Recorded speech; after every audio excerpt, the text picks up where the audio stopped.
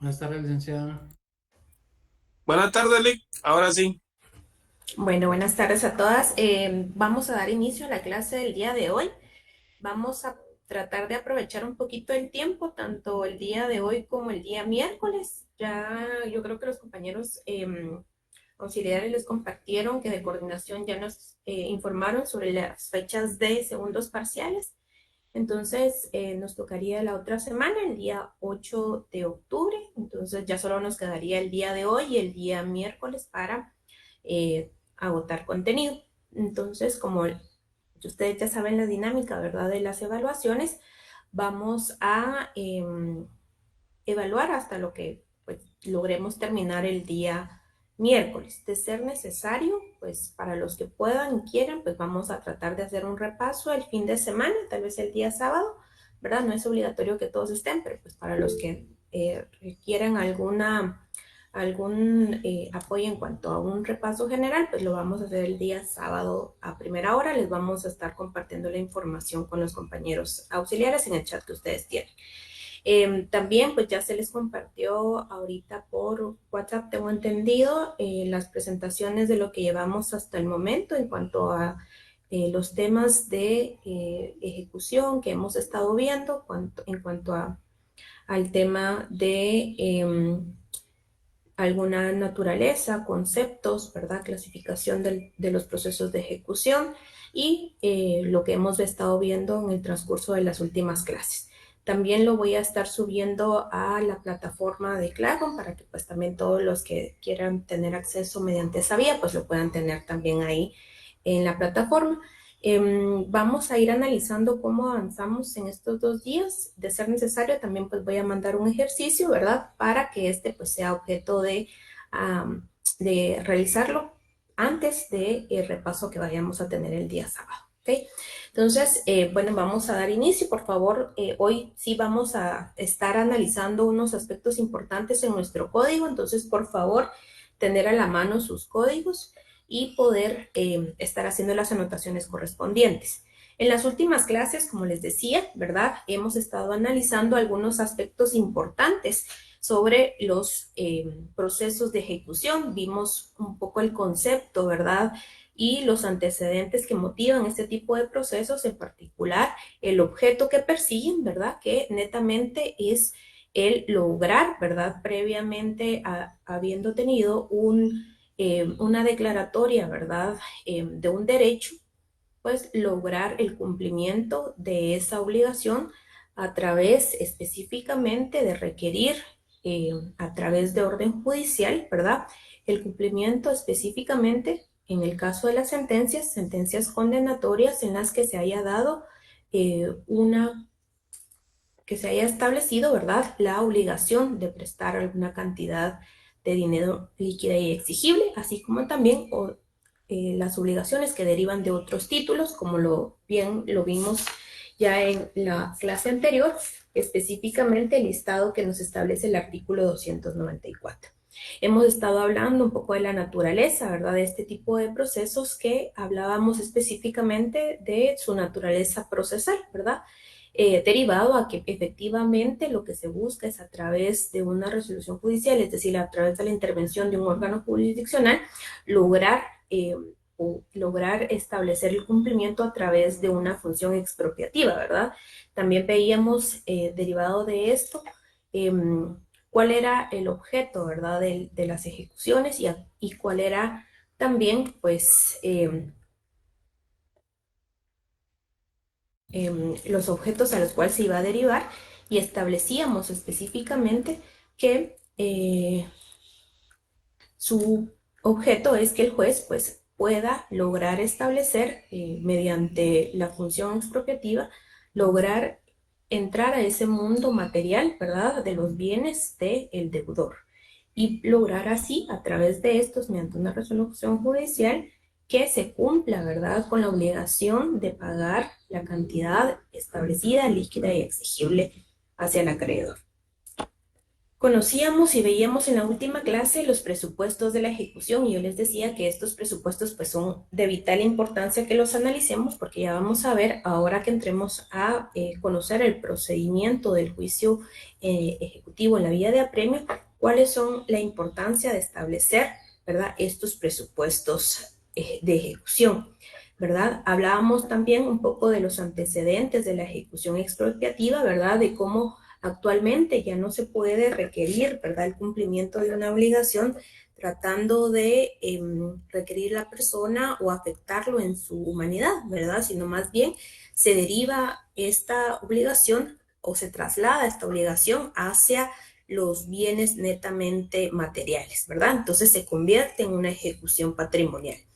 También hablábamos en la última clase que el proceso o uno de los presupuestos de los procesos de ejecución es que nacen siempre a instancia de parte, ¿verdad? Y pues es al acreedor a quien le corresponde hacer valer este derecho, ¿verdad? Tanto como eh, el iniciar el proceso, así como también someter a conocimiento del órgano jurisdiccional este derecho dentro del tiempo establecido para que pues no pueda, digamos, en algún momento transcurrir el tiempo y que ya no pueda hacer uso de este derecho, ¿verdad? Y que pues no se dé el tema de la prescripción. Es una obligación del acreedor entonces instar el proceso de ejecución y también pues evitar el transcurso del tiempo para que pues evite la prescripción. De no ejercer este derecho, esta acción ejecutiva, pues recae, ¿verdad?, lo que hemos conocido como la prescripción. Y esto se configura en algunos, desde la doctrina, en aspectos importantes que hay que conocer, que son los presupuestos que dividíamos en tres en particular, ¿verdad? Ayer lo veíamos en la última clase. Primero, la acción ejecutiva, ¿verdad? Sabiendo que los procesos de ejecución deben ser siempre a instancia de parte, debemos analizar que siempre debe haber una acción ejecutiva, ¿verdad? Una acción ejecutiva que corresponde específicamente al acreedor, ¿verdad?, o al interesado a través de presentar su pretensión ante un órgano jurisdiccional. También otro de los presupuestos que analizábamos en la clase anterior era el título ejecutivo, así como el patrimonio ejecutable. Algunos aspectos de la acción ejecutiva, ya lo decíamos, ¿verdad?, es que debe hacerse a instancia de parte, por lo tanto, la acción debe plantearse ante un órgano jurisdiccional mediante los requisitos que establece una demanda formal, ¿verdad? Establecer los requisitos que nos establece el Código Procesal Civil, tanto en el artículo 61, 67, 107 y 106 y 107 del Código Procesal Civil y Mercantil, además de acompañar el título que sustente la acción que va a ejercer, ¿verdad? Entonces, eso era lo que veíamos sobre la acción. En cuanto al título ejecutivo, hacíamos mención, ¿verdad?, que pues el título específicamente establece la existencia de una obligación. El título va a ser la materialización de esa obligación o de ese derecho que se ejerce a través de la vía de ejecución. Y hablábamos que la ejecución tiene por objetivo, ¿verdad?, satisfacer de alguna manera la pretensión que pues deriva ya sea de una declaración de voluntad previa o bien de una sentencia, ¿verdad? Y la ejecución se promueve en virtud del derecho y del documento, ¿verdad? El derecho y el documento en nuestro ordenamiento jurídico pues están aparejados específicamente a través de los títulos que ya he hecho mención, que describimos en el artículo 294, que son 8 títulos en particular, ¿verdad? Y en tal sentido, al momento de interponer la demanda debe acompañarse el título en el cual se fundamenta ese derecho, ¿verdad? Tal como lo refiere el artículo 294. Hablábamos también en la última clase que el título ejecutivo puede ser, según la doctrina, de dos especies, ¿verdad? Judicial y extrajudicial. Y ya hemos hecho el análisis bastante amplio sobre cada uno de los títulos, de los 8 títulos, ¿verdad?, que establece nuestro Código Civil para poder instar la ejecución en la vía de apremio, ¿verdad? Y específicamente estos títulos podemos decir que son títulos que traen, ¿verdad?, títulos privilegiados. ¿Por qué?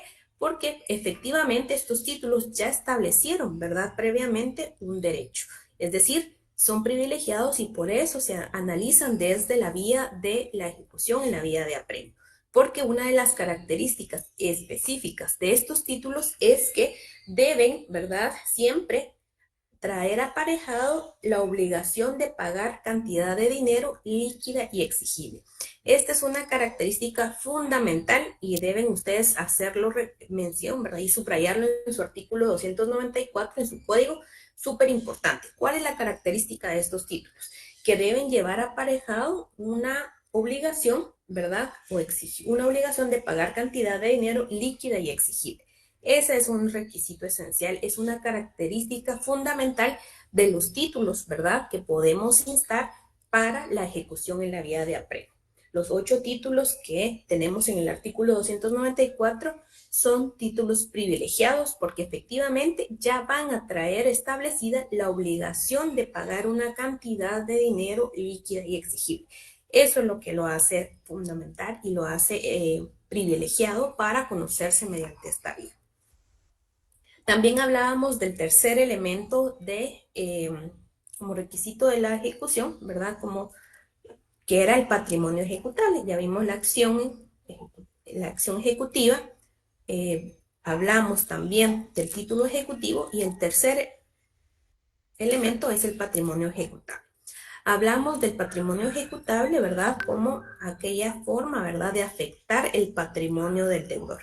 Y establecíamos, ¿verdad?, que va a ser en la mayoría de ordenamientos, tal es el caso de nuestro ordenamiento civil, que suelen estipular que el deudor responde, ¿verdad?, las obligaciones con todos sus bienes presentes y futuros, y también se afirma que sobre dicho patrimonio existe una especie de responsabilidad sobre el patrimonio general.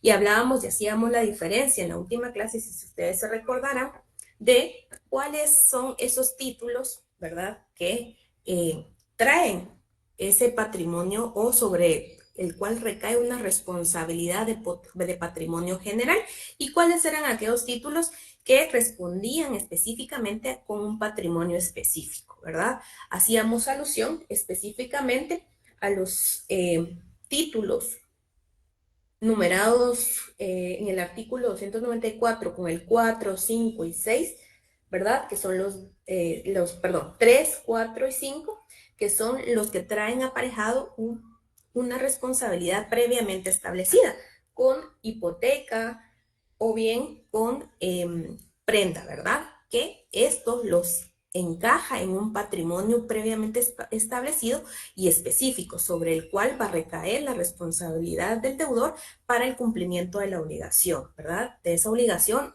de cantidad de dinero líquida y exigible y sobre el cual el juez, ¿verdad?, va a poder realizar esa función expropiativa, ¿verdad? Entonces, hablábamos justamente esto en la última clase y aquí fue donde nos quedábamos un poquito en analizar todos estos elementos del patrimonio ejecutable. En primer punto, hacíamos ver cuáles eran esos títulos sobre los cuales recaía una responsabilidad de patrimonio general, ¿verdad? Y cuáles eran aquellos títulos sobre los cuales la responsabilidad estaba previamente establecido y se establece como un patrimonio específico, ¿verdad? En ese sentido, hablábamos también que cuando se da la responsabilidad o la afectación a través del título, previamente estableciendo un patrimonio específico como lo es el tema de los créditos hipotecarios, los bonos o cédulas hipotecarias y los créditos prendarios, estamos dando pie a lo que nosotros ya hemos analizado, ¿verdad?, en otro curso del derecho civil, que son específicamente los llamados derechos reales de garantía, prenda, hipoteca, ¿verdad? Entonces, aquí viene la importancia de analizar, ¿verdad?, la diferencia entre estos títulos que nos describe el artículo 294 y sobre el patrimonio, ¿verdad?, cuál es el efecto que va a recaer en cuanto a la función expropiativa que el juez va a realizar. Y esto lo vamos a ver más adelante cuando analicemos, ¿verdad?, el esquema del procedimiento de la vía ejecutiva en la vía de apremio.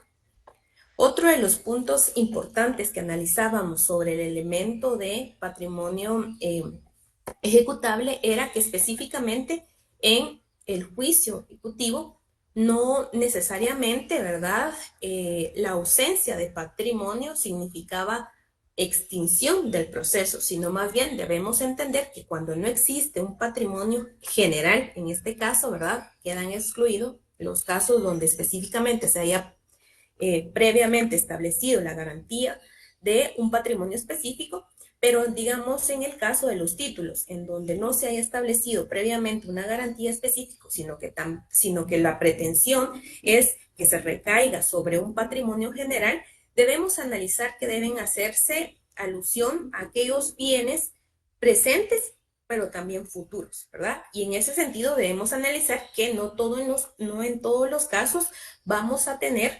específicamente que el deudor tenga un bien previamente, pero esto no excluye que como la parte interesada inste la ejecución para que no prescriba su derecho, ¿verdad? Esto lo hacíamos y analizábamos en la última clase y hacíamos alusión a que efectivamente hay una responsabilidad de la persona que tiene ese derecho a instar la ejecución para que no prescriba su derecho dependiendo de el título que inste, ¿verdad? O el título que presente, porque también hay que tener presente la ineficacia, ¿verdad? De estos títulos. Y hablábamos que también el artículo 296 nos hace alusión a que los títulos ejecutivos pierden eficacia por el transcurso del tiempo. Y ahí es en donde, si se pierden eficacia y no se instan ante un juez o ante un órgano jurisdiccional, pues viene la prescripción, ¿verdad? Entonces era importante que desde la parte interesada se inste el proceso, aun cuando sepamos que el deudor quizás no tenga un patrimonio sobre el cual podamos requerir, ¿verdad?, el cumplimiento de la obligación. Pero digamos que acá en el caso de los procesos de ejecución, lo veíamos en la última clase, decíamos que aun cuando quede en pausa el procedimiento ejecutivo porque no haya bienes que embargar, el proceso no se va a dar la caducidad de instancia, ¿verdad? Porque eso es uno de los motivos por los cuales el Código Procesal Civil en su artículo 589, en su inciso 3, prevé, ¿verdad? Como posible excepción a la caducidad de instancia, el tema de los juicios ejecutivos cuando se hayan paralizado, ¿verdad? Porque no exista un bien previamente establecido, ¿verdad? Y en teoría, cuando nosotros hayamos instado, en el caso que no exista un bien previamente establecido, pero que, por ejemplo, el ejecutado, por alguna otra razón, consiga un bien, ¿verdad? Podemos retomar el proceso e instar, ¿verdad?, el embargo y continuidad del proceso ejecutivo para lograr la pretensión del pago de la cantidad al cual está obligado, ¿verdad? Entonces, ese es el análisis que hacíamos en la última clase del por qué establecemos que en este tipo de procedimientos, la inexistencia de bienes supone la paralización y no la extinción del proceso, ¿verdad? También analizamos la caducidad de instancia con relación al artículo 589 y cómo esto tiene relación con la ineficacia de los títulos, ¿verdad? Que era muy importante y hacíamos ya la anotación en nuestro artículo 296 cuando pierden eficacia, ¿verdad? Los títulos que traen aparejado una obligación simple y cuando pierden eficacia aquellos títulos que tengan, ¿verdad?, aparejada ya una obligación de prenda o hipoteca, ¿verdad? El Código Civil nos establece esa diferencia. Y aquí, entonces, también viene y entra en juego la figura del embargo. Y esta es una figura muy importante dentro del proceso ejecutivo, el cual nos va a establecer o se establece su naturaleza como un acto procesal. Y es un acto, ¿verdad?, de instrucción a través del cual se va a materializar la afectación del patrimonio del deudor, es decir, cómo el juez va a instar la ejecución expropiativa, ¿verdad? Cómo va a pasar el juez de ese ámbito de la obligación material previamente establecida en un título a pasarlo a la vida real, ¿verdad? A involucrarse en la vida real y efectivamente afectar aquellos bienes patrimoniales que el deudor tenga. Entonces, Por eso decimos que el embargo es un acto procesal por medio del cual se va a materializar la afectación del patrimonio del deudor. Y su finalidad es proporcionar al juez un bien de carácter físico que le permita realizar su decisión dentro del proceso de ejecución. El juez, mediante el embargo, va a adquirir la potestad real de actuar jurídicamente sobre los bienes embargados, ¿verdad? Entonces, también es importante que analicemos la figura del embargo y en la última clase hablábamos también que al embargo como acto procesal hay ciertas excepciones que nuestro Código Procesal Civil y Mercantil establece en su artículo 301, ¿verdad? Y establece cuáles bienes, en su artículo 301 nos establece qué bienes pueden ser afectados por el embargo, pero también en el artículo 306 nos establece qué bienes no pueden ser embargados, es decir, el principio de inembargabilidad de bienes, ¿verdad?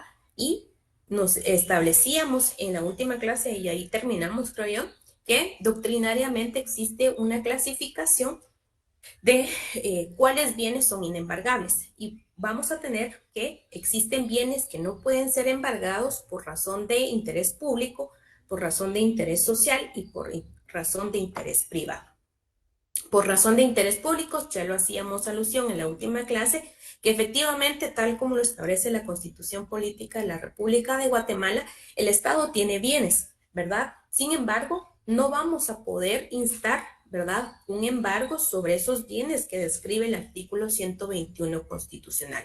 Y si bien es cierto, pueden haber procesos en donde exista una responsabilidad del Estado, ¿verdad?, sobre el cual nosotros como interesados podamos instar una pretensión de ejecución, esto no va a versar o no va a poder versar sobre el bien que pertenece al Estado, sino en estos casos, les hacía yo mención en la última clase, que no se va a trabar a embargo sobre tales bienes, sino más bien acá existe un procedimiento particular que es gestionar mediante acuerdo, ¿verdad?, la erogación respectiva de la cantidad o el monto sobre el cual recae la responsabilidad del Estado, ¿verdad? Entonces, en ese sentido, cuando exista, ¿verdad?, responsabilidad del Estado, no es que vayamos a ejecutar y tratar de recaer o afectar bienes del Estado, sino más bien es otro procedimiento particular que se da a través, ¿verdad?, de un procedimiento contencioso administrativo y más netamente administrativo en algunas ocasiones, en donde se va a gestionar por medio de acuerdo la erogación, ¿verdad?, respectiva del presupuesto, ¿verdad?, correspondiente para cumplir con esa obligación del Estado. Entonces, ahí hacíamos análisis sobre este principio de inembargabilidad en cuanto a bienes del Estado. También hacíamos alusión a que por razón de interés social hay algunos bienes que no se pueden embargar y en su mayoría están descritos en el artículo 306 del Código Procesal Civil y Mercantil. Solo hacíamos alusión específicamente en el artículo 306, numeral 3 y numeral 4, ¿verdad?, el tema de los alimentos, porque efectivamente existe, ¿verdad?, algún porcentaje establecido que nos establece no solo el Código Civil, sino también el Código de Trabajo en cuanto al tema de embargo de salarios, y específicamente para cumplir con la obligación de prestar alimentos. Y esto también lo veíamos en el artículo 307 del Código Civil, en donde hacíamos dos anotaciones puntuales, ¿verdad? En el artículo 307 del Código Procesal Civil y Mercantil establecíamos que con relación al embargo de sueldos, el embargo de sueldos o pensiones se harán oficiando el funcionario o persona que deba cubrirlos para que retenga la parte correspondiente, ¿verdad? Y hacíamos alusión ahí que teníamos que referir, ¿verdad?, o hacer la anotación de analizar el artículo 98 del Código de Trabajo. ¿Por qué? Porque el artículo 98 del Código de Trabajo nos establece, ¿verdad?, los porcentajes bajo los cuales puede estar afecto, ¿verdad?, un embargo. Y hay porcentajes que específicamente la ley, el Código de Trabajo establece que no pueden ser embargados. Y hacíamos alusión y esa quedó de tarea, ¿verdad? Hacer el análisis del artículo 98, 96, 97 del Código de Trabajo. Y en estos artículos en particular veíamos que el porcentaje, ¿verdad?, para embargos generales, para cumplimiento de obligaciones generales, es del 35% del salario. Y en cuanto a obligaciones específicamente de alimentos, el porcentaje puede ser de hasta el 50% del salario del trabajador, ¿verdad? No sé si alguien leyó el artículo del Código de Trabajo, específicamente el artículo 96 y 97 del Código de Trabajo, o que lo tenga en la mano para que lo pueda leer.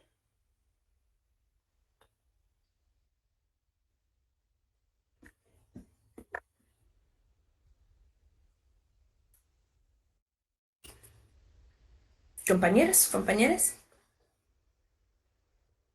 Yo, Linda, yo A lo ver, tengo en la mano, gracias. sí. Dice, inembargabilidad de los salarios. Se declaran inembargables a los salarios mínimos y los que sin serlo no excedan de 30 quetzales al mes. B, el 90% de los salarios mayores de 30 quetzales o más, pero menores a 100 quetzales al mes. C, el 85% de los salarios de 100 quetzales o más, pero menores a 200 quetzales al mes. D, el 80% de los salarios de 200 quetzales o más, pero menores de 300 quetzales al mes. Y E, el 75% de los salarios mensuales de 300 quetzales o más. Ajá, entonces en ese último supuesto nos establece que cuando son, si lo puede volver a leer, Gerardo. A mí me surge una duda, Ligda, sobre en Ujú. esto. ¿Por qué hacen esta distinción entre, o sea, entre los salarios mínimos y no directamente dicen de los salarios mínimos, los que o sea, desde los 30 quetzales hasta los 300 mensuales al mes? Sí, porque recuérdense que también nosotros estamos, ¿verdad?, regidos por salarios mínimos que derivan, ¿verdad?, de trabajos propiamente remunerados por empresas o entidades del Estado. Sin embargo, también hay salarios que devienen de trabajos agrícolas o no, digamos, no de un patrono en particular. Entonces, nuestro código de trabajo hace alusión a montos, ¿verdad? Montos establecidos sobre las cuales, pues si se dan cuenta, es proporcional también el porcentaje, ¿verdad?, que se pueda embargar. Y en el último supuesto, por eso le decía, lea el último supuesto para que veamos de qué monto a qué monto es que nos establece ese porcentaje. Ah, ya vi, o sea, ya vi cómo, o sea, de el último que decía la E, el Ujú. 75% de los salarios mensuales de 300 quetzales o más, o sea que a O partir más. de ahí en adelante es el 75, porque si es menos Ajá. es el 80. Exacto. Entonces, en el 75% que nos establece ese último supuesto, nos quedan 35% que pueden ser embargados, ¿verdad? 25%, ¿verdad? Es el, ajá, Y ahora leamos el 97. dice el artículo 97, excepción a la inembargabilidad de los salarios. Ujú. No obstante lo dispuesto en el artículo anterior, son embargables toda clase de salarios hasta en un 50% para satisfacer, perdón, obligaciones de pagar alimentos presentes o los que se deben desde los 6 meses anteriores al embargo. Tanto en el caso de embargos para satisfacer obligaciones de pago de alimentos al que se refiere el párrafo anterior, como en el caso del embargo por otras obligaciones. El mandamiento, así como las diligencias respectivas, contendrán la prevención a quien deban cubrir los salarios, de que aun cuando el mismo salario sea objeto de varios embargos, se deje libre en beneficio del ejecutado la parte no embargable, al Ujú. tenor de lo dispuesto en este artículo o en el precedente, perdón.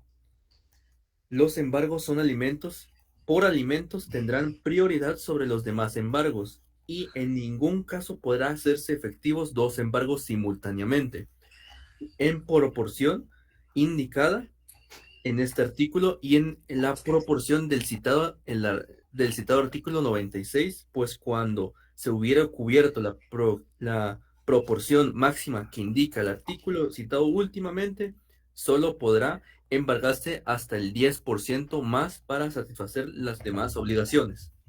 Así es. Bueno, entonces de este análisis, ¿verdad? Vamos a tomar el último supuesto del artículo 96, estableciendo que esta es la base para el salario mínimo, ¿verdad? Porque si se dan cuenta, el artículo 96 del Código de Trabajo en su inciso E establece el 65% de los salarios mensuales de 300 quetzales o más, ¿verdad? Es decir, de la mínimo 300 a digamos, el salario mínimo, que está más o menos en 3,000 y algo, aplicaría, ¿verdad?, la inembargabilidad del 65%. Esto nos quiere decir que podemos embargar para obligaciones generales que no sean alimentos el 35% de los salarios, ¿verdad?, que la persona devengue, ¿verdad? Y así vamos a hacer alusión a si en dado caso la persona obligada pues no recibe el salario mínimo, tiene que ser proporcional a los porcentajes que nos establece el artículo 96.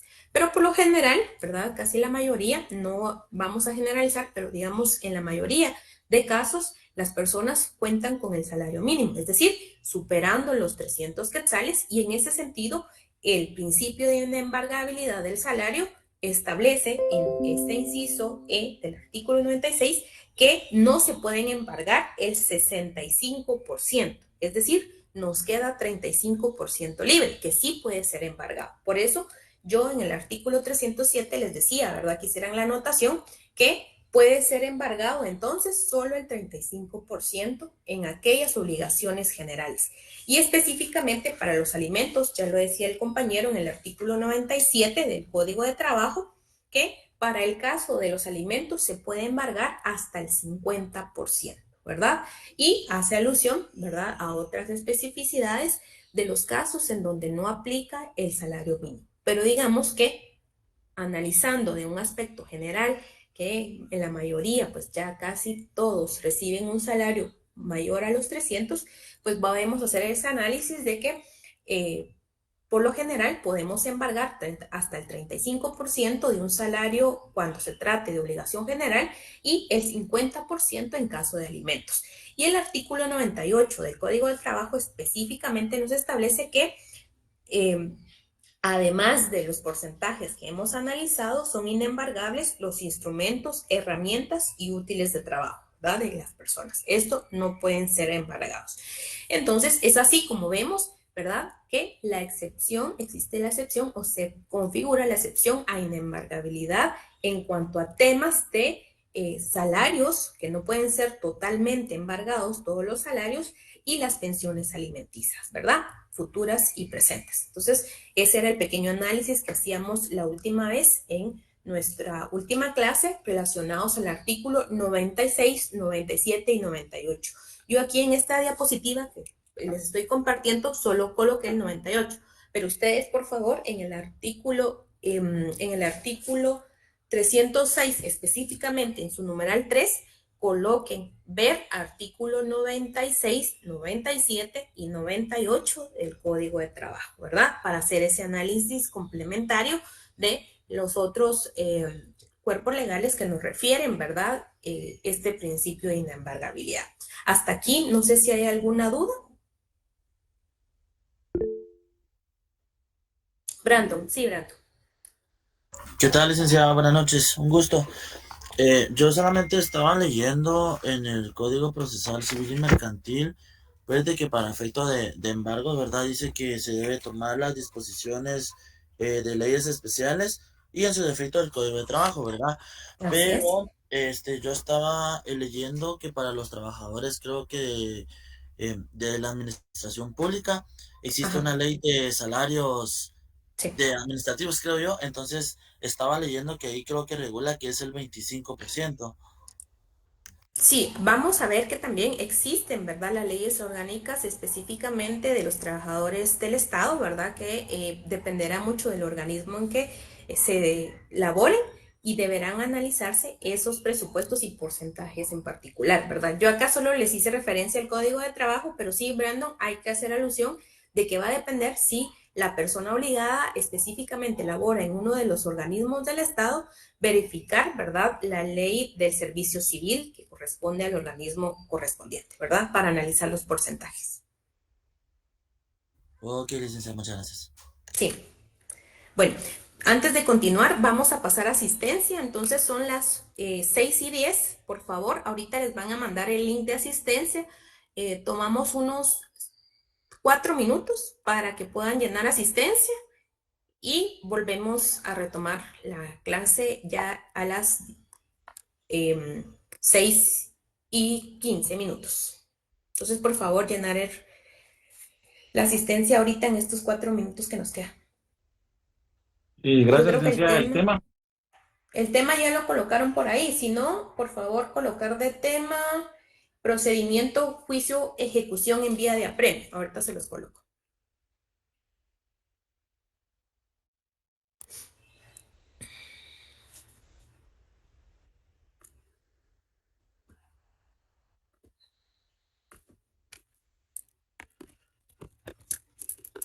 Ahorita les pongo el tema.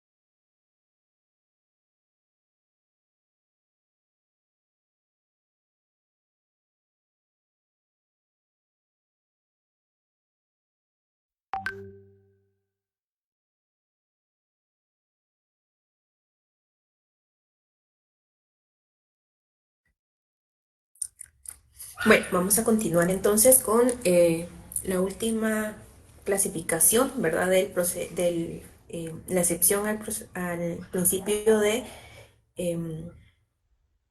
mejor dicho, vamos a continuar con la tercera excepción a la inembargabilidad de bienes, y decíamos que también van a existir bienes que no pueden ser embargados por razón de interés privado. Y esto, tal como ustedes pues ya han analizado en derecho civil, ¿verdad? El tema de los derechos de uso, habitación y usufructo, según el artículo 306 del inciso 7 del Código Procesal Civil y Mercantil, pues no van a poder ser sujetos, ¿verdad?, a embargo. Y establece el numeral 7 del artículo 306 que justamente los derechos cuyo ejercicio es meramente personal, como los de uso, habitación y usufructo, pero no los frutos de estos, ¿verdad? Es decir, estos derechos no pueden ser embargados, pero los frutos que deriven de estos pues pueden ser sujetos a solicitud de embargo, ¿verdad? También no van a poder ser sujetos de embargo el derecho en el fideicomiso, esto pues según lo que establece el artículo 782 del Código de Comercio, así también como el patrimonio familiar constituido, ¿verdad?, y que pues está regulado en el artículo 356 del Código Civil. Estos tres ejemplos no son los únicos, sino son algunos de los ejemplos que podemos citar en cuanto a bienes que no pueden ser embargados por razón de interés privado. Entonces, hemos visto que, tal como lo referimos, el principio de inembargabilidad, existe una excepción al principio de embargabilidad, que son aquellos bienes que no vamos a poder embargar en primer término por razón de interés público, los bienes del Estado. Por razón de interés social, ya vimos, ¿verdad?, el tema de los honorarios, el tema de las pensiones alimenticias, el tema de mobiliario y vestuario del deudor, instrumentos de trabajo, pensiones, montepijos y jubilaciones, el tema de los seguros y sepulcros y mausoleos que establece el artículo 306. Por razón de interés privado, no son los únicos, pero digamos que podemos citar como ejemplo, ¿verdad?, de bienes que no pueden ser embargados, el tema de los derechos de uso, habitación y usufructo, el derecho en el fideicomiso y el derecho en cuanto a patrimonio familiar. Y esto siempre hay que tenerlo presente, ¿verdad?, al momento de plantear la demanda tal como lo referimos en la última clase. Ahora bien, analizamos también que existe, ¿verdad?, la clasificación de ejecuciones, y particularmente nos vamos a centrar el día de hoy en el procedimiento de la ejecución en la vía de apremio, que es una ejecución singular, tal como lo hemos analizado ya bastante también en la clasificación de los procesos de ejecución. Se regulan en ejecuciones singulares y ejecuciones colectivas. Las ejecuciones singulares van a ser ejecución en la vía de apremio, juicio ejecutivo, ejecuciones especiales y ejecuciones de sentencias. Y en cuanto a las ejecuciones colectivas, les decía yo en la última clase que estas anteriormente estaban reguladas en el título quinto del libro tercero, ¿verdad?, del Código Procesal Civil y Mercantil. Sin embargo, estas ejecuciones colectivas ya no están vigentes, derivado a que efectivamente se derogaron a través de la promulgación y de nuevas disposiciones que están regulados en el decreto 8/2022 del Congreso de la República, que regula la ley de insolvencias, ¿verdad? Y en esta ley es en donde establece que habrá un procedimiento específico, ¿verdad?, para el tema de las ejecuciones colectivas. Entonces ya no queda, ¿verdad?, vigente lo regulado en nuestro Código Civil con relación a las ejecuciones colectivas, que en su momento, ¿verdad?, vamos a hablar muy brevemente de lo complejas y difíciles, ¿verdad?, que eran estas ejecuciones y que rara vez se dieron, y las únicas dos que se han dado en nuestro país pues todavía no han llegado a término, ¿verdad? Entonces vamos a dejar ahí este tipo de ejecuciones y nos vamos a enfocar el día de hoy en cuanto a las ejecuciones singulares, en particular la ejecución en la vía de apremio. Quiero que tengamos presente en este momento todos aquellos presupuestos que ya hemos analizado, ¿verdad?, para instar el procedimiento de ejecución, porque es aquí en donde vamos a ir analizando cómo aplicar estos presupuestos y algunas otras, ¿verdad?, cuestiones que ya hemos visto que se aplican también, ¿verdad?, para este tipo de procedimientos que hemos aplicado en el juicio ordinario, así como también en los juicios de conocimiento, y pues nos van a servir de referencia para analizar el procedimiento que se lleva a cabo, en particular en estos tipos de ejecuciones. Como ya les indiqué, ¿verdad? La ejecución en la vía de premio, su característica fundamental es, primero, que son ejecuciones sobre las cuales, pues los títulos sobre los cuales se basan, decimos que traen aparejado una obligación privilegiada. ¿Por qué? Porque, como les digo, estos títulos, su característica es que efectivamente ya traen una obligación de pagar una cantidad de dinero líquida y exigible. Esto quiere decir que ya no hay, que ya fue requerido y que efectivamente no existe la posibilidad de iniciar un proceso previo para establecer el monto particular de lo adeudado por la persona, ¿verdad? Contra el cual pues vamos a presentar la demanda. Es decir, estos títulos deben traer aparejada una cantidad de dinero establecida, ¿verdad? Que nosotros como interesados vamos a requerir al señor juez, ¿verdad? O al órgano jurisdiccional que se nos haga efectivo mediante, ¿verdad? El cumplimiento de una ejecución expropiativa, es decir, a través del cumplimiento por medio de un bien propiedad del deudor. Entonces, nuestro Código Procesal Civil en el artículo 294 nos establece 8 títulos sobre los cuales podemos versar la ejecución en la vía de apremio. Y lo importante aquí, como ya lo hemos mencionado, es verificar el plazo en cuanto a cada uno de los títulos pierde fuerza ejecutiva, es decir, en qué lapso de tiempo nosotros debemos ejercer mediante el título que ya deseemos instar la acción ejecutiva. Y en particular, el artículo 294 en su numeral 3, 4 y 5 nos establece, ¿verdad?, los títulos que están respaldados por la obligación de prenda o hipoteca. Y estos en particular pierden su fuerza ejecutiva a los 10 años, ¿verdad?, de que pues haya expedido o que esté firme, ¿verdad?, la obligación que ellos contengan. Y el resto de títulos pierden su fuerza ejecutiva a los 5 años, ¿verdad?, de que pues esté firme la obligación que llevan aparejados. Entonces, esto es muy importante como primer término.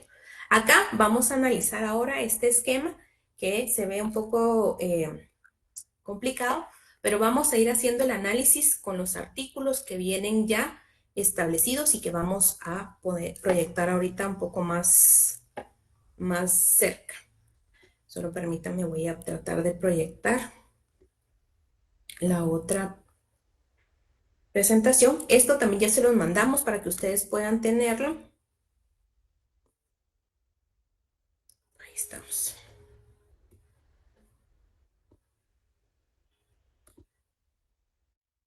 Listo. No sé si ven en pantalla ahorita sí lo que estoy proyectando. Sí se ve, licenciada. Sí, sí, licenciado.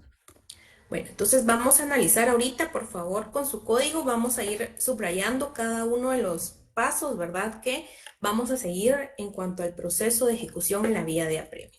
Como primer paso, tenemos que analizar la procedencia según el artículo 294, títulos descritos, ¿verdad?, que nos establece cada uno de los numerales, pueden ser cualquiera de esos títulos sobre los que nosotros, si tenemos uno de esos títulos o corresponde a uno de los títulos descritos en el artículo 294, la vía que vamos a instar va a ser el juicio ejecutivo en la vía de apremio, siempre que traiga aparejada la obligación de pagar cantidad de dinero líquida y exigible. Primer paso, ¿verdad? Artículo 294. Acá es donde hacemos el análisis que la fuerza ejecutiva de los títulos, ¿verdad?, específicamente, acá donde les estoy subrayando, el artículo 296 nos establece ese lapso de tiempo en cuanto a, dependerá de la naturaleza del título que estemos instando, va a quedar sin fuerza ejecutiva de 5 a 10 años, ¿verdad? Cuestión que ya hemos dicho anteriormente. Seguidamente, ¿verdad?, como ya lo dijimos, ¿verdad?, los juicios ejecutivos, su naturaleza procesal es siempre a instancia de parte. Esto quiere decir que la demanda que nosotros planteemos tiene que cumplir con los requisitos, ¿verdad?, del artículo 61, 67, 106 y 107 del Código Procesal Civil y Mercantil. Porque efectivamente la materialización de la acción ejecutiva nace, ¿verdad?, no solo del título materialmente presentado, sino también de la obligación, ¿verdad?, que ya está constituida y que es muestra de ese título, ¿verdad? Entonces, muy importante, acompañar a la demanda el título bajo el cual nosotros estamos sustentando el derecho, ¿verdad?, que pretendemos, o la obligación líquida y exigible de cantidad de dinero que pretendemos se nos satisfaga, ¿verdad? Entonces, la demanda, mucho ojo, debe cumplir con los artículos 61, 67, 106 y 107 del Código Procesal Civil y Mercantil. La petición de ejecución derivada de sentencias o de laudos arbitrales pueden hacerse en el mismo expediente o mediante certificación del fallo a elección de la parte interesada, ¿verdad? No me acuerdo quién me preguntaba en la última clase, ¿verdad?, donde nos establecía que tiene que ser una certificación, ¿verdad?, a través de certificación de la sentencia por el cual nosotros vamos a instar la ejecución.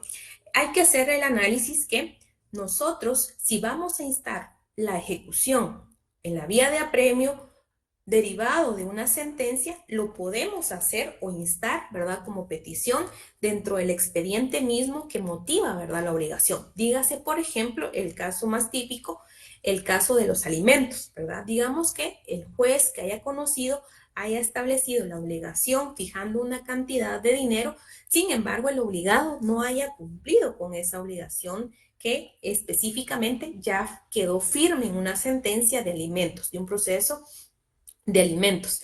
Acá nosotros podemos instar ante el mismo juez, ¿verdad?, que conoció la causa, ¿verdad?, el juicio de conocimiento de juicio de alimentos, que mediante en ese mismo procedimiento solicitar la ejecución de esa sentencia emitida por ese órgano jurisdiccional, y ahí en ese caso no tenemos que presentar, ¿verdad?, la certificación de la sentencia o del fallo, sino vamos a presentar la certificación de la sentencia cuando, por ejemplo, no vayamos a instar esta obligación ante el juez que dictó la sentencia correspondiente o el fallo que está firme. Es decir, posiblemente en el tema de otras obligaciones, como lo puede ser en el caso, por ejemplo, de que exista una sentencia en el ámbito penal en donde no se haya llevado, por ejemplo, la reparación digna, y que la persona haya querido instar mediante la vía civil esta obligación, ¿verdad?, de cantidad fija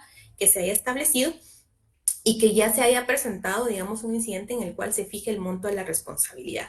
Digamos que en ese caso, derivado que viene de una sentencia que no es competencia específicamente de un órgano jurisdiccional de instancia civil, sí debemos presentar la sentencia, ¿verdad?, certificada, de donde parte, ¿verdad?, ya el fallo y la obligación que nos otorga ese derecho, ¿verdad? Entonces, en estos casos, sí vamos a tener que presentar la certificación del fallo correspondiente. O que, por ejemplo, haya pasado más de 1 año, 2 años, ¿verdad?, que nosotros vayamos a tener la sentencia y que queramos instarlo porque, pues, efectivamente, después de 2 años no se ha cumplido con ese requisito y nosotros pretendemos presentarlo ante un juez distinto al que emitió la sentencia, y en ese caso, como queda elección, digamos, de la parte actora, ya sea solicitarlo ante el mismo juez que dictó la sentencia, o bien solicitar una certificación e plantear una demanda ante un órgano jurisdiccional de competencia civil. En ese caso, vamos a solicitarla a través de la certificación del fallo. Esto específicamente en los casos, como ya lo analizamos en la última clase, de las sentencias que deriven, ¿verdad?, específicamente de títulos judiciales. ¿Se acuerdan que veíamos estas dos clasificaciones, judiciales y administrativos? Y los judiciales dijimos que van a derivar específicamente de los órganos jurisdiccionales.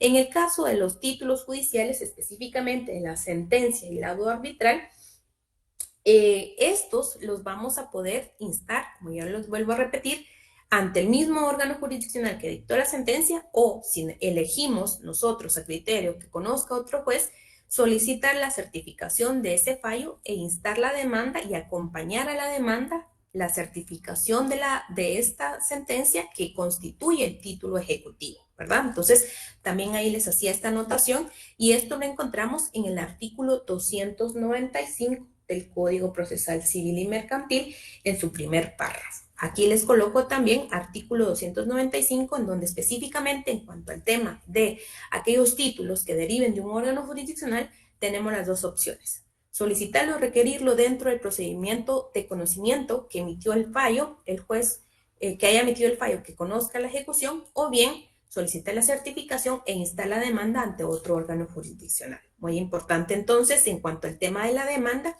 recordar, ¿verdad?, cómo se redacta. Ustedes me imagino que ya se recuerdan cómo se redacta la solicitud de una demanda inicial, y si no, les voy a mandar también un formato general, ¿verdad? Cada uno puede plantear su demanda, sin embargo hay que cumplir ciertos requisitos que son los que les señalo en el artículo 61, 67 y 107, que sí o sí deben estar presentes en un encabezado de una demanda inicial.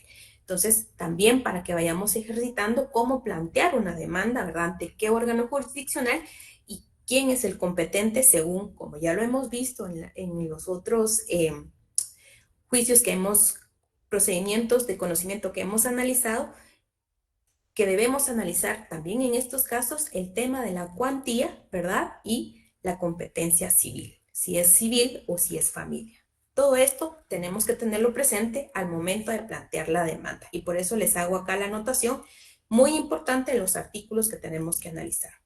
Seguidamente, ya habiendo nosotros como parte accionante, que recuérdense que los procesos de ejecución siempre es a instancia de parte, instamos el proceso ejecutivo, previamente debemos analizar, ¿verdad?, que cumplamos con la acción ejecutiva, con el título ejecutivo y con, de preferencia, tener ya investigado o tener la noción si la parte contra quien vamos a plantear la demanda pues tiene un patrimonio ejecutable, ¿verdad? Desde ahí también hay que plantear la posibilidad de que exista un patrimonio ejecutable para el cual nosotros vayamos a requerir al juez que sobre esos bienes recaiga, ¿verdad?, el tema del embargo, y a través de estos sean satisfechos la cantidad líquida obligada y que no ha cumplido el deudor, ¿verdad? Y así, como tercer paso, vamos a tener que el juez va a admitir, ¿verdad?, una vez analizado la demanda, va a verificar los presupuestos de la ejecución, y por eso era importante que analizáramos cuáles son esos presupuestos de la ejecución. Porque el juez va a tener que analizar si se cumple con estos presupuestos de ejecución, la acción ejecutiva, calificar el título ejecutivo, que no haya perdido fuerza, ineficacia el título, tal como lo establece el artículo 296, ¿verdad? Y el tema del patrimonio ejecutable. Acá en el tema del patrimonio ejecutable va a depender, ¿verdad?, del título, si la responsabilidad recae sobre un patrimonio general o patrimonio específico.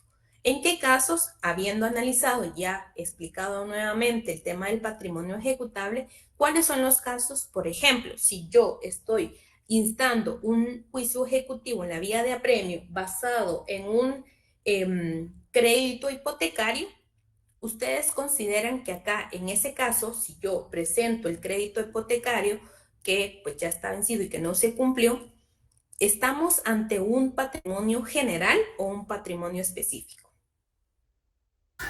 Es un patrimonio específico, licenciada. Exacto. Estamos ante un patrimonio específico que el banco o la entidad financiera que está instando la acción ejecutiva previamente tuvo que haber calificado este bien y tuvo que haber analizado que sea lo suficientemente completo, ¿verdad?, para cubrir el monto, ¿verdad?, de la deuda correspondiente. Entonces, acá, digamos, vamos a hacer este análisis porque vamos a ver que efectivamente, luego de que el juez analice si cumple los presupuestos, va a despachar el mandamiento de ejecución. ¿Por qué estamos diciendo que una vez se da la admisión que cumple los requisitos, el juez emite el mandamiento de ejecución? Es decir, emite esa resolución de mandamiento de ejecución, porque aquí ya vemos cómo surte efecto y tiene sentido lo que hablábamos de la característica de estos títulos ejecutivos, que son, dijimos, privilegiados, ¿verdad? ¿Por qué? Porque efectivamente ya traen aparejado una obligación, una cantidad fija y líquida y exigible. Entonces, la resolución que el juez emita, es decir, esa admisión, va a ser no solo que cumpla con estos requisitos, sino también en esta resolución de admisión va a despachar un mandamiento de ejecución. Y este mandamiento de ejecución lo vamos a ver regulado acá como numeral 4 en el artículo 297. Veamos el artículo 297. Alguien que le dé lectura, por favor, al artículo 297.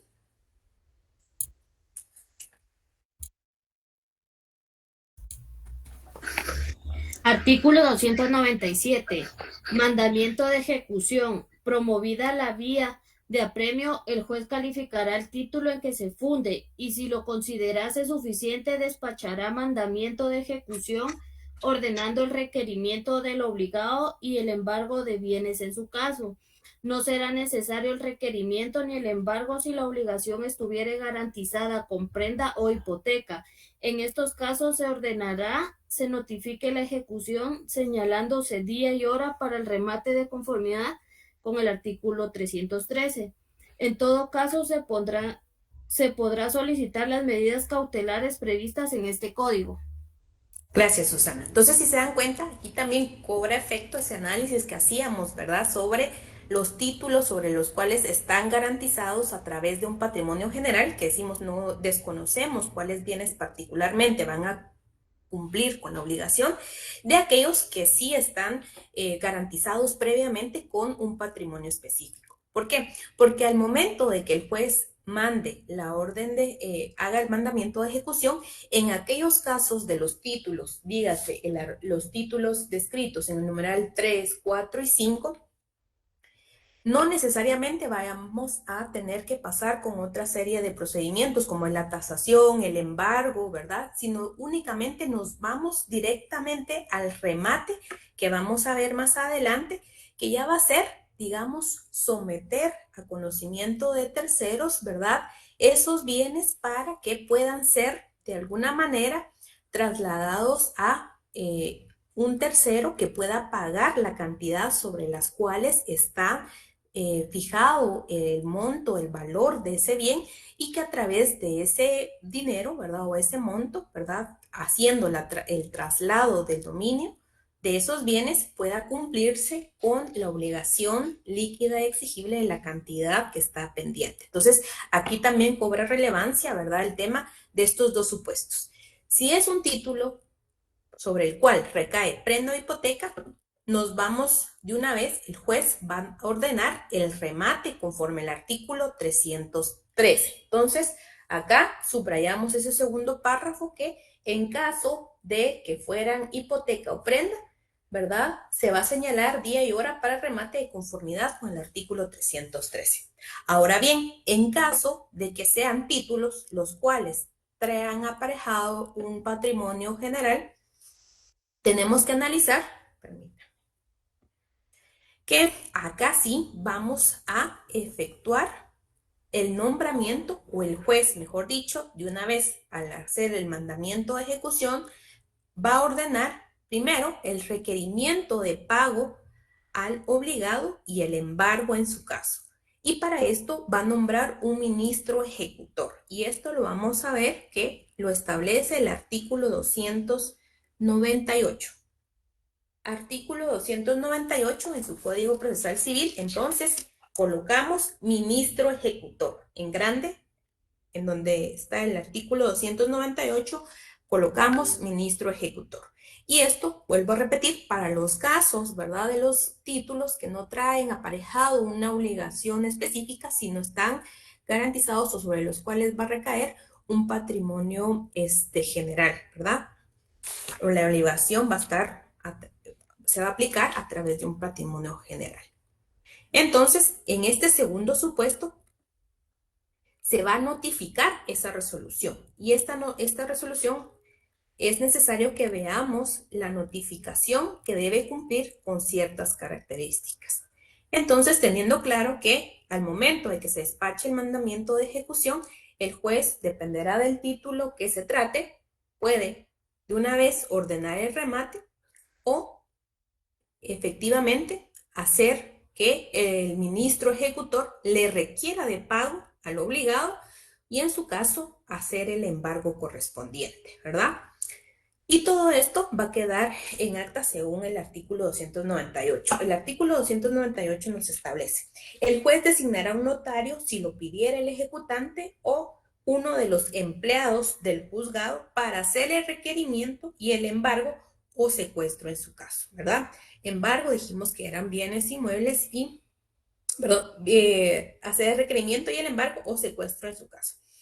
El ejecutor requerirá de pago al deudor lo que hará constar por razón puesta a continuación del mandamiento. Es decir, una vez hecho la notificación y el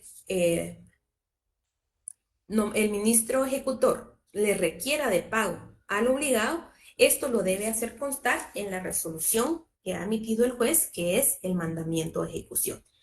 Y dependerá también acá, una vez hecha la notificación, que la notificación en primer término debemos analizar que debe cumplir con un requisito fundamental que ya medio lo mencionábamos en la última clase, que es que este tipo de notificación, por ser una demanda en un proceso de ejecución, debe hacerse de forma personal según el artículo 67 del Código Procesal Civil y Mercantil.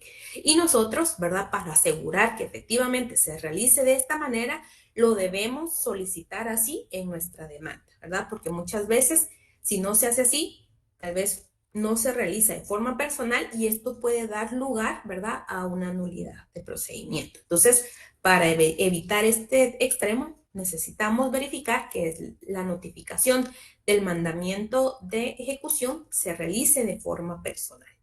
También el ministro ejecutor pues va a requerir hacer ese requerimiento de pago de forma personal al obligado y en caso de ausencia del requerimiento en caso de que esté ausente la persona al cual se le hace el requerimiento y el embargo, se hará mediante el diario oficial, mediante publicaciones del diario oficial.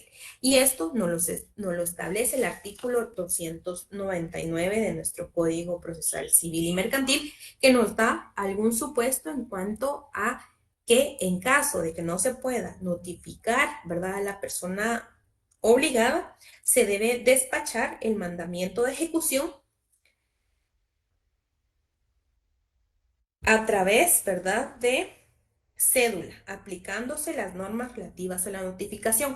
Si no se supiera el paradero del deudor ni tuviera domicilio conocido, se hará el requerimiento y el embargo por medio del diario oficial y surtirán sus efectos desde el día siguiente al de la publicación.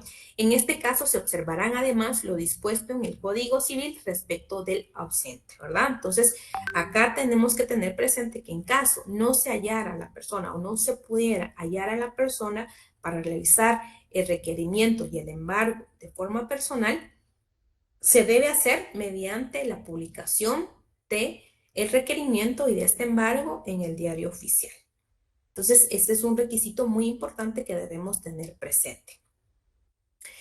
En algunos casos, luego de realizar la notificación y en el supuesto de que efectivamente se hallare a la persona y que se haga el requerimiento de forma personal de ese pago, se puede correr audiencia al demandado para que éste plantee, ¿verdad?, las excepciones. En este caso, se le corre audiencia, no en todos los casos, y no siempre se hace, pero algunos jueces son del criterio, ¿verdad?, de que efectivamente se debe garantizar el derecho de defensa y esto lo hacen a través de aplicar supletoriamente el artículo 111 del Código Procesal Civil y Mercantil, que es lo referente al juicio ordinario, ¿verdad? Muchos jueces corren audiencia para que en este lapso de tiempo el demandado ya sea realice el pago, no realice el pago, o bien presente sus excepciones, que son las actitudes que puede asumir el demandado en cuanto al tema de la ejecución. Eduardo, usted tenía levantado la mano.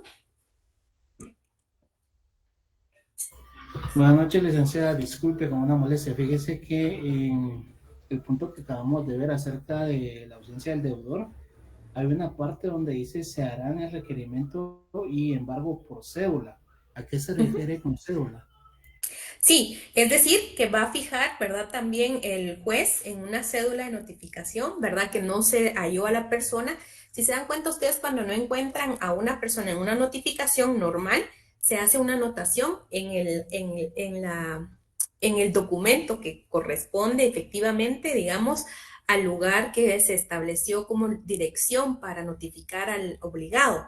Si no se halla ahí, se hace una anotación, ¿verdad? Entonces, digamos que cuando dice se hará el requerimiento y embargo por cédula, es decir, esta cédula, aun cuando esté notificada, se debe publicar y eso es lo que corresponde. Si no se supiera el paradero del deudor ni tuviera domicilio conocido, se hará el requerimiento y el embargo por diario oficial. Esta cédula de notificación, si en caso la persona, ¿verdad?, no se le pueda notificar personalmente, se debe hacer constar en la cédula, ¿verdad?, que no fue hallado, y el juez, en dado caso, si existe algún bien que nosotros hayamos establecido previamente, o que si se trate de un título que trae aparejado el tema de una hipoteca o una prenda, pues podrá mandar con esta cédula a realizar el embargo, ¿verdad? Y efectivamente remate de estos bienes y seguir, por eso dice en el segundo párrafo, los procedimientos que establece el Código Civil respecto a los ausentes, porque acá debe nombrarse, ¿verdad? Si es una persona ausente, un representante para continuar el proceso de remate. Entonces, a lo que se refiere es si la persona se queda, si el ministro ejecutor llega y establece que no se encuentra la persona en el lugar en el que se estableció como para notificarle y no puede hacerse de forma personal, pero si por ejemplo existe la garantía de una hipoteca o un bien, el juez podrá realizar, ¿verdad?, mediante esta cédula el remate correspondiente y hacer la anotación que corresponda a estos bienes, ¿verdad? O si se trata de un título en el cual nosotros hayamos consignado que la persona sabemos que tiene un bien y consignamos el bien, por ejemplo, un bien inmueble, pues también lo podrá hacer mediante cédula esta anotación de embargo y luego, pues nosotros como personas interesadas, pues vamos a tener que seguir el procedimiento de ausencia. Sin embargo, también si se da cuenta, si no se supiera el paradero del deudor, ni tuviera domicilio conocido, se hará el requerimiento y el embargo por medio de diario oficial y surtirá sus efectos desde el día siguiente de la publicación. Esto también es una obligación que se debe cumplir en caso de no hallar a la persona que nosotros estamos requiriendo, ¿verdad?, como obligado. Entonces, se despacha la cédula de notificación en donde se establece el embargo correspondiente si hay bienes y si no sabemos el lugar, ¿verdad?, donde podamos hallar al deudor, se debe hacer la publicación para que surta sus efectos el día siguiente de que haya sido publicado. Entonces, esto para efecto de continuar con el proceso. Entonces, hay dos supuestos. En caso de que desconozcamos el paradero del deudor, hacer la publicación, y en caso de que efectivamente se haya hecho la publicación y que aún así la persona esté ausente o tengamos conocimiento que la persona está ausente, seguir el procedimiento que establece el Código Civil. Pero la cédula de notificación es aquella donde va a quedar y va a constar, ¿verdad?, si efectivamente pues, tenemos conocimiento de algún bien que pueda ser base para el cumplimiento del proceso ejecutivo, pues hacer las anotaciones correspondientes, ¿ya? Entonces, sí, ahí quedó solventada la duda, Eduardo. Sí, licenciada, muchas gracias.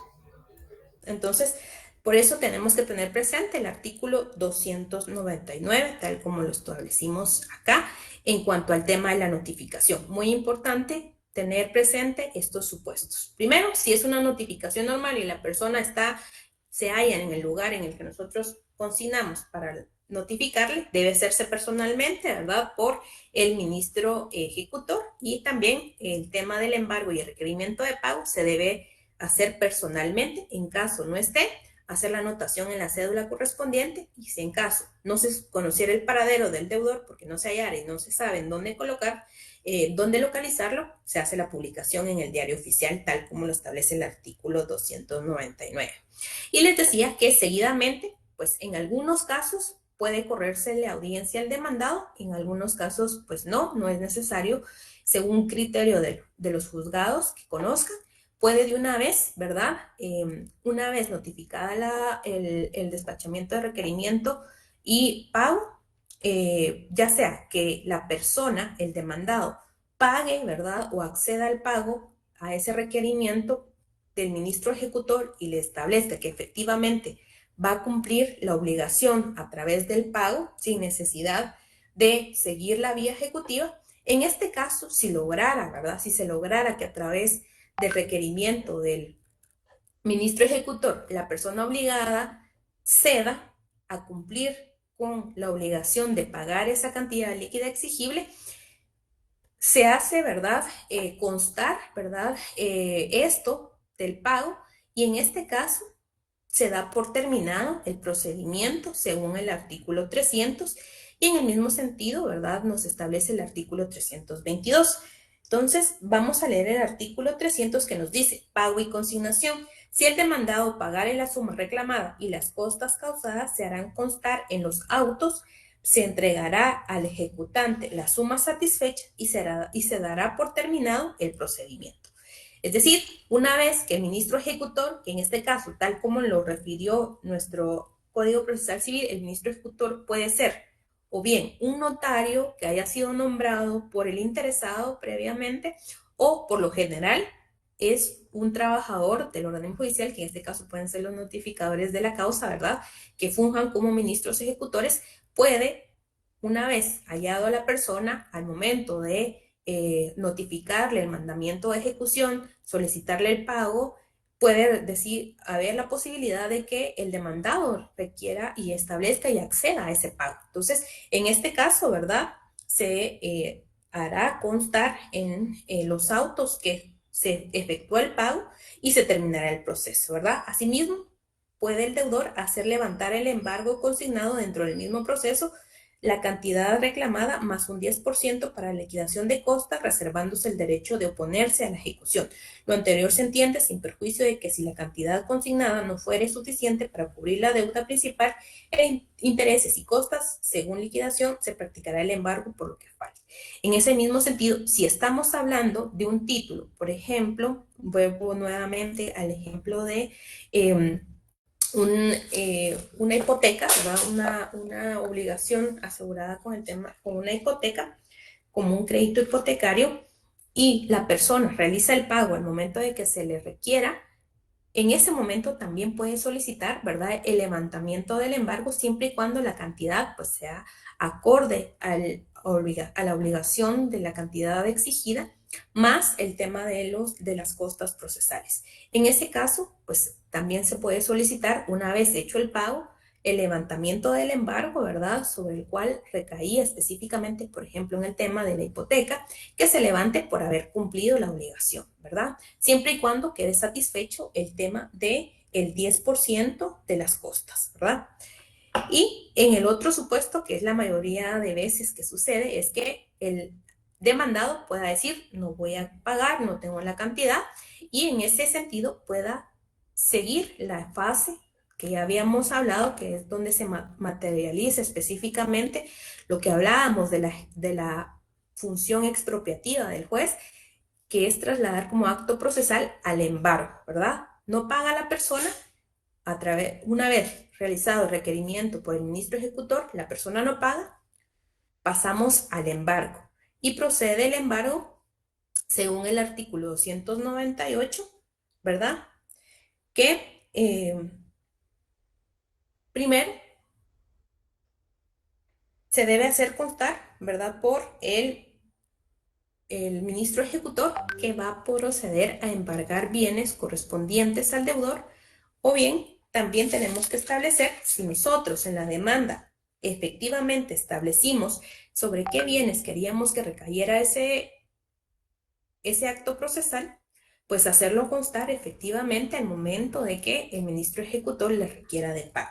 El artículo 301, ahí subrayemos el artículo 301, muy importante, y le colocamos, ¿verdad?, ahí, ver artículo 527 del Código Procesal Civil y Mercantil. Al artículo 301, donde dice embargo, lo subrayamos súper importante, y además le ponemos ver artículo 527.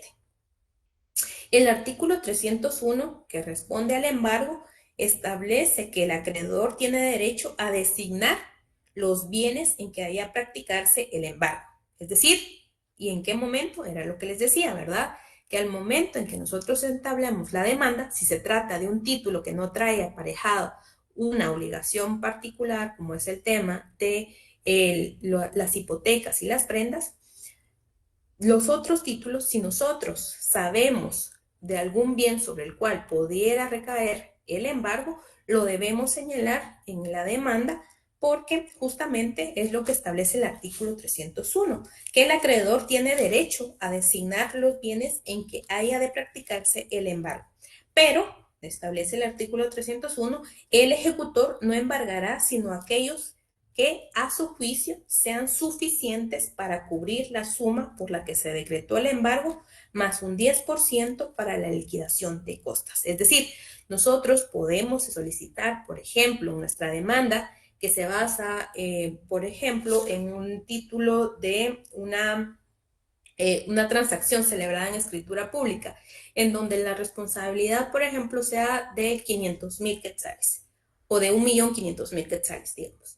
Y en nuestra demanda solicitamos que el embargo, o tenemos conocimiento que el deudor tiene, por ejemplo, dos propiedades, y que estas, por ejemplo, están valuadas en la cantidad de 1.000.000 cada una de las propiedades.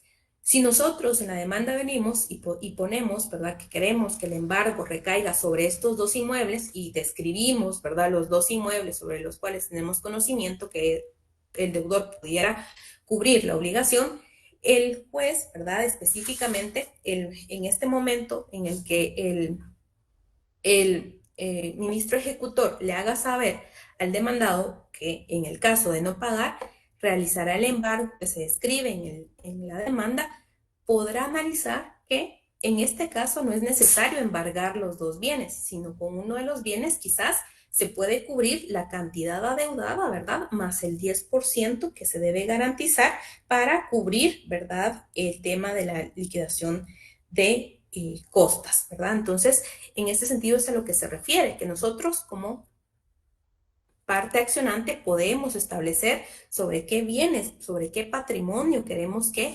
recaiga, ¿verdad?, de la obligación de embargo. Sin embargo, va a ser a cuestión de criterio del ministro ejecutor, que va a designar que a su juicio, ¿verdad?, si se establece que uno de los bienes que nosotros estamos señalando es suficiente para cubrir la obligación, pues solo se va a embargar uno de estos bienes. Entonces, eso es a lo que nos establece el artículo 301 que tenemos que tener presente, ¿verdad?, para el tema del embargo.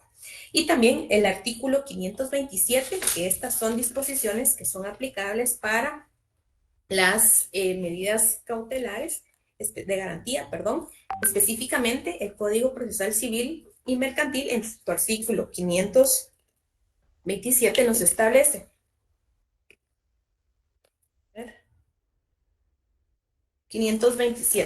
Artículo 527. Embargo.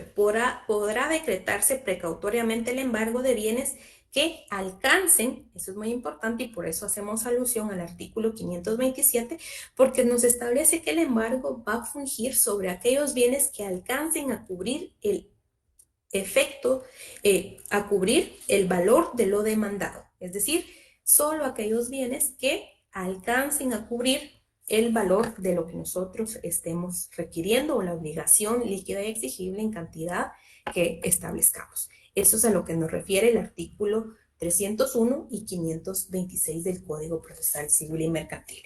Además de esto, en cuanto al tema del embargo, también es importante que veamos el artículo 303 del Código Procesal Civil, que nos refiere cuáles son esos efectos del embargo.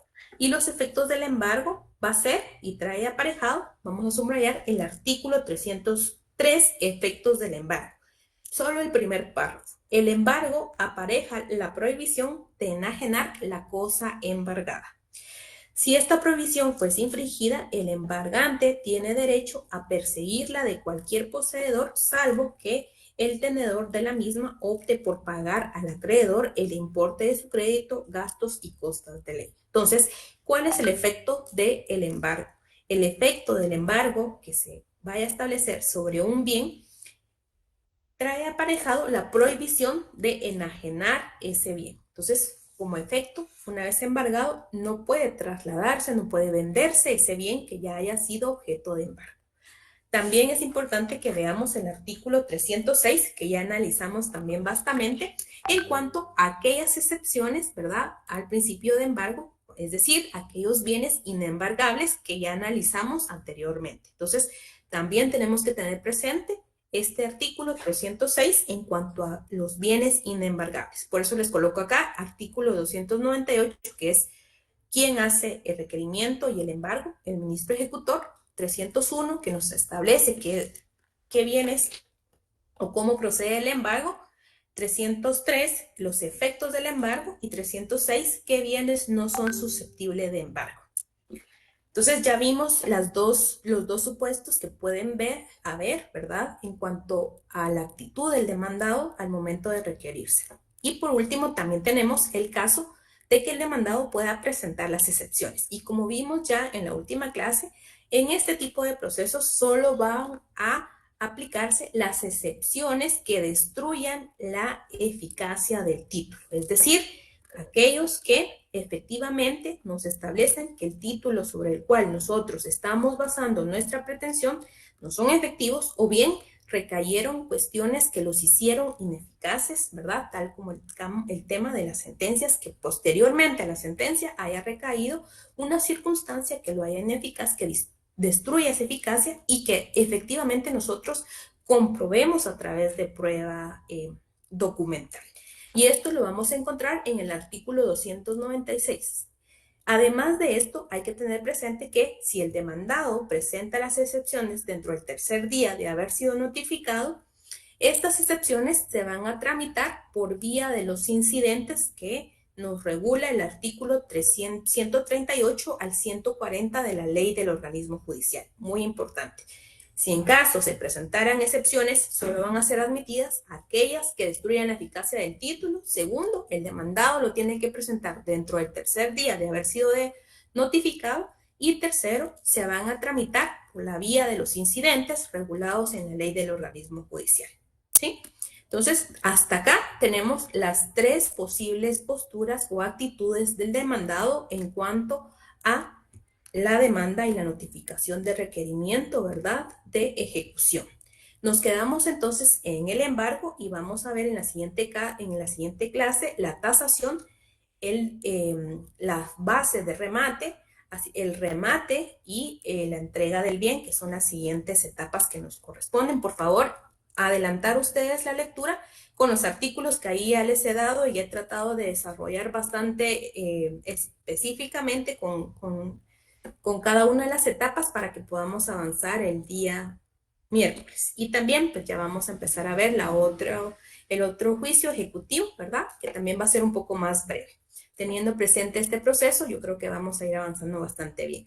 Hasta aquí lo dejamos el día de hoy. Por favor, lean los documentos que ya les mandé, estudien el esquema para que así podamos avanzar el día miércoles, y el día miércoles nos volvemos a conectar a las 5:30, por favor, para que podamos ir avanzando. No sé si hay alguna duda o comentario antes de cerrar la clase del día de hoy.